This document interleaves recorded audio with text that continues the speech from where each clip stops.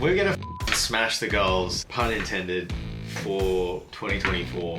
The goals weren't big enough, to be honest. Moral of the story, don't eat chocolate fondue for 7 days in a row. Sitting there in their portfolio, it is now going to be turning positive cash flow. So now you have a high growth property that is positive cash flow. That's how you do it. Top secret. All right, we are back. First day back from Thailand. Straight into it. What do we got to do today? I've got to build out the quarterly plan that we did last night, and you might be able to see some of that on the board. Some of that.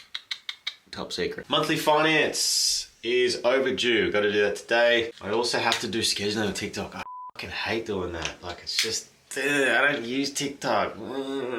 It's not fucking Wednesday, mate. It's Thursday. Feels like fucking Sunday. I don't know, my brain's fried. Oh, right, time to go for a run. I got some fucking work to do. That was what? 1.6k. That's nothing. I shouldn't be breathing like this. Moral of the story, don't eat chocolate fondue for 7 days in a row. All right, we've done the run, we've done the shower, sort of dressed. I know I should iron, but I just can't be bothered ironing. Why would I iron? To me, it's a waste of time. I'm not going anywhere right now anyway, so it's just me and you.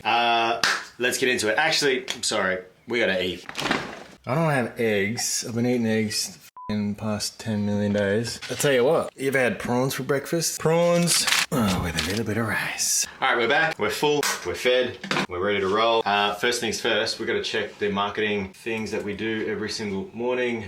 So it basically just involves looking through how our marketing material is performing. Now, I like to do this every single day. I just like to make sure everything is fine-tuned. Do you ever get songs that you don't really appreciate getting stuck in your head? I've had Backstreet Boys all morning. You f***ing dogs, you. Marketing companies, honestly, you're f***ing scamming me. All right, so marketing's been checked. Let me look at the email we've got from our marketing team. I really should iron my shirt. Sorry, folks, but efficiency, love that. We'll add that in. I love this. Got some banging content ideas coming to you very soon. Look, all in all, not the month that I planned for, but I know the reasons why it didn't go the way that I wanted it to go. That's the way that things go sometimes. It's not all gonna be smooth sailing, and I'm gonna share all of this with you guys, because it's not all roses out there. All right, now it's time to do our monthly finance. Now I gotta sit down for this. Typical me fashion, I got hungry. And so we're just having a bite to eat before we do that finance stuff. What did I order again? Let's go and have a look. What's in the box? I don't know, that's not how it's supposed to go, but what if?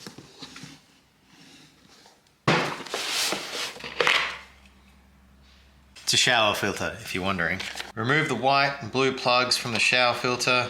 Don't remove the washer though. Unscrew the shower head or the shower hose, depending on your shower type. Let's try it. Should be as simple as unscrewing that, putting this in, and then screwing that into the bottom of this. So we've got a slight problem. That is not going to screw into that because of the distance from the wall. All right, got to go to Bunnings, get an adapter for this thing, which I'm not complaining about. I need to get one of these cars started up anyway. It's been a while.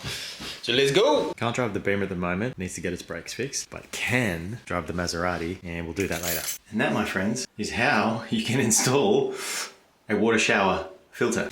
Oakley dokley. So I'm just running through the numbers on all of the investment properties. So this is what it sort of looks like. So we've got a property here.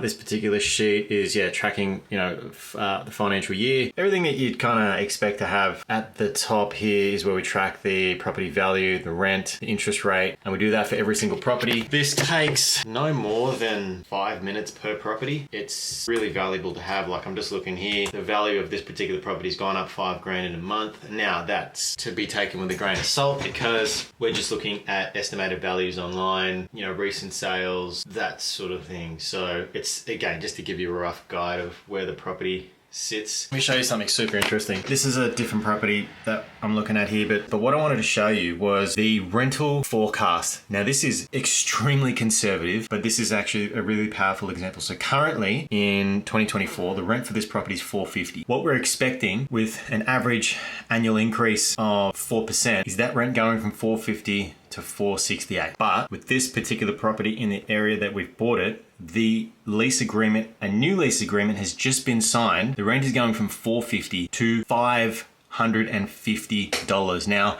if we track on this forecast when we expected it to get to $550 in 2029. So what that is going to mean is that this property, which is now slightly negatively geared, you can see the monthly interest only cash flow, $485. At $550 a week, this property interest only cash flow is going to be $284 positive. So it's going to be putting money in the pocket. The reason I wanted to show you that was we have lots of conversations with lots of investors around, particularly now with interest rates being so high. Hey, I don't want a property that's negatively geared. I want a property that's positive cash flow. And it makes sense on the surface level, but when you're buying positive cash flow properties from day one, you're either buying, you know, in a super regional location right now with a freestanding house, or maybe if you're lucky enough to get a good deal, you know, closer to a CBD, it's probably a unit, maybe a townhouse, right? But they do not grow as much as freestanding houses on big blocks of land. Now, this property is in Brisbane. It's on over 700 square meter block of land in a huge growth location. So this property itself, if I just have a look, was picked up for $395 a couple of years ago, and it is now worth $660,000. You're worried about negative cash flow. This property has not only made all the equity, that it's now, once that lease agreement comes into place, it's going to be putting money in their pocket. So they've bought in a high growth location. They've,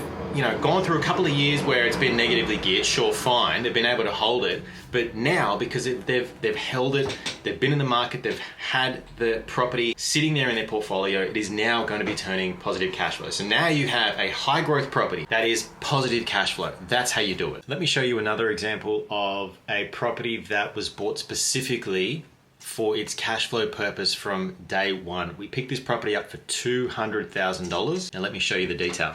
Okay, so same format, same example, right? We picked this property up for $200,000. It's now worth $240. Well, it's now worth $245. So it's gone up 45 grand in 12 months. Big deal. That's not life-changing at all. When we look at the monthly income after all of the expenses, so, you know, for example, August, we had $2,000 rental income. We had $1,800 in expenses. This investor's now got $200 positive cash flow in their pocket. Now, we've obviously had rates come out. Let's go back to July. We had $3 grand come in. You know, we had just shy of $1,500 in expenses, so $1,500 in their pocket for the month. I've said this before in other videos, like $1,000 a month. This is not life-changing amounts of money. Yeah, sure, we could all do with an extra grand in our pocket every month. But now, what's happened here? This investor's gone down and put down a 20% deposit on a $200,000 property. Do the maths, right? That's a huge chunk of cash they've injected to buy this particular investment. If you don't have any properties and you go and put 50 grand into an investment like this, you're not making much back in equity, at least in the short term, at least in the medium term. This is not a high growth area. This is a strong cash flow area. Now, if this was a first investment property, I would never buy this for any of our investors because it does not make sense if it is your first investment property. Now, if you've got multiple properties and you're now struggling with cash flow, then this would make sense to kind of balance out your property portfolio. But cash flow from day one, these types of investments are not recommended for first-time investors. All right, monthly finances are done. We had a lot of expenses in August. All things that we had expected, and to be honest, we're going to be spending more in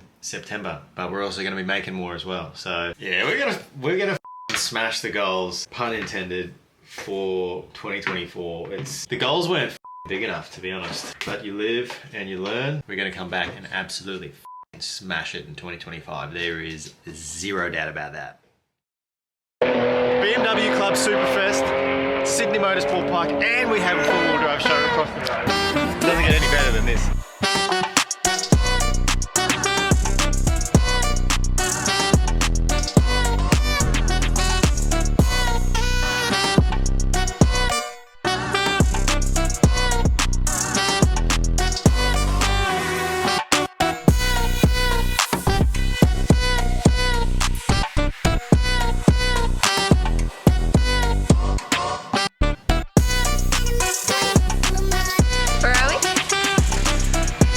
Sydney Motorsport Park, you gotta download me. Sydney Motorsport Park, came here for BMW Club Superfest, stayed for the four-wheel drive show. Hell yeah. I'm gonna go get me a caravan. Caravan, yeah, the titanium. What do you reckon? Hell yeah. Okay, let's do it.